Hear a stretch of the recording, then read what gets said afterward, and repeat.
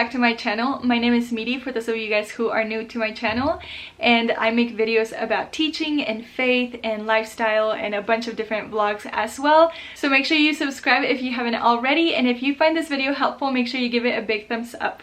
So as you guys probably already saw by the title, today I'm gonna be showing you guys my quiet time routine, and this is a routine that I have been working a lot with recently because to be honest, I was in a spiritual rut for a while, not too long ago, and it lasted more than I wanted it to. And to be honest, for me, it's always been really hard to just open up my Bible and read it. I actually find it dreadful to do that a lot of the times, but I knew something needed to change because I value my relationship with God, and I know that in order for me to get closer to God, I need to dive into His Word, but I just didn't really know how. So I have been doing a lot these last few weeks to strengthen my relationship with God, and I wanted to share with you guys. This video is actually one of my most requested videos from you guys at the moment, so I really hope that you guys enjoy it and you find it helpful. Regardless of the season that you are in life, I hope and pray that this video is really helpful and encourages you guys to dive into the Word and to grow your relationship with God, or start a relationship with God if you haven't already. I'm going to show you guys a bunch of different resources that have helped me in the past and that are still helping me today. And yeah, let's go ahead and dive into this video. So the first thing that I like to do is set the mood in my room as I get ready for my quiet time. I like to do this by turning on this small candle that actually crackles as it burns. So it's pretty amazing, and I highly recommend it because it smells so good. Then I just gather everything that I'm going to be needing, including my laptop, my devotional, my prayer journal, my markers, my notebook, and of course my Bible, which is actually a journaling Bible that I just got not too long ago, and it is written in the ESV version in case you guys are wondering. And now it's time to find a comfy spot. For me, that's my bed, so I lay everything out that I need. Even though I might not use everything that you see every single day, it really just depends on the amount of time that I have that day.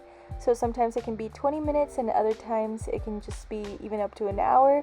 And once that's done, I say a small prayer to invite God into my heart, and I also ask Him to give me focus and vision on what He wants me to learn.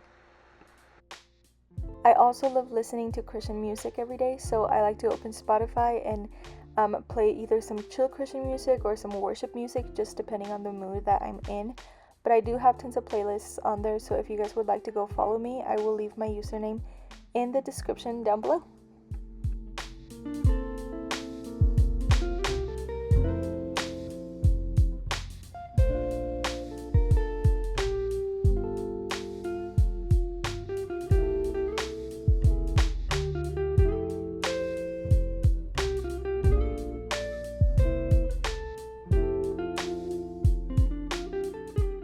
Something that really helps me when it's hard to pray in my mind is just to write my prayers and thoughts down in my little notebook.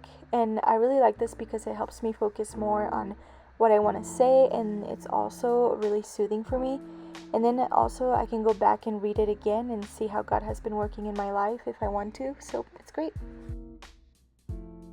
Another tool that I love to use is my prayer journal, and this is to organize my prayer requests, what I'm thankful for, and just what's on my mind about the day.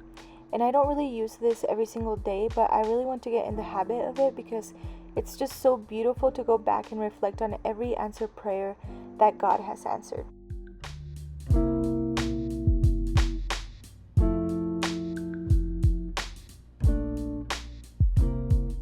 Now for my actual devotional, I like to go to Right Now Media, which is basically a Christian version of Netflix. I love Right Now Media because they have so many different studies and devotionals, and they even have cartoons for your kids if you want. Anyway, so I'm currently doing the study of the book of Philippians by Saxton, and this study is amazing. She breaks down the whole book of Philippians, and it is so much easier to understand. So what I typically do is I read a chunk of scripture and then I play the video on it. And then as I'm reading, I also highlight the verses that stood out to me. Or I also take a quick note on the margins so that it will always be there whenever I go back to that certain page in my Bible.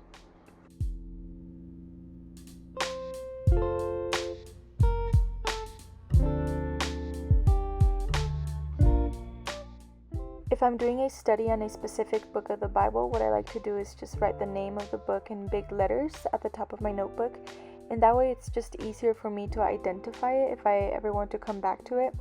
And then I just make bullets about what I think the most important things are to remember, and I always remember to write the date as well, just so that I know when I have done the study.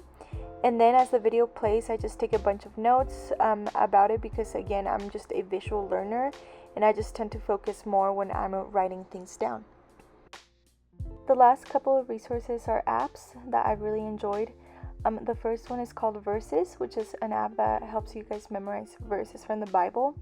And when you get on, you can choose the version that you like best, which is awesome. What I really like about it is that all you are doing is playing games in order to memorize a Bible verse. And I've been loving this because I'm not the best at memorizing verses, so this is just perfect for me.